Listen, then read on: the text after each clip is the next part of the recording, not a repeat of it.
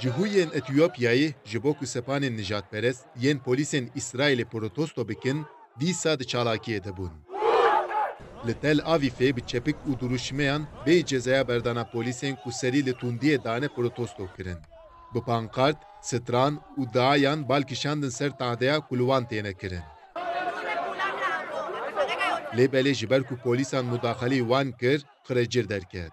Xwepêşandêran jî ji bo belav nebin li ber xwe dan û li ser vê yekê jî polîsan li hin çalakvanan da û 20 kes hatin binçavkirin. Meha borî dîmenên polîsên İsraîlê ku li leşkerekî cihûyê Etiyopyayê didan derketibûn holê. Piştî wê gelek çalakî hatibûn kirin. Bê cezaya girtina doza polîsên ku tundî dikir, dîsa bû sedema rakeşiyê. Cihûyên reşik ên Etiyopyayê ku bi navê Falaş Şalar tên zanîn, diyar dikin ku ji dibistanan heta projeyên avahiyan di gelek waran de tade li wan tê kirin. Falaş Şalarê ku ejmara wan digihîje 135,000 kesî, gelê herî xîzan ê welat e.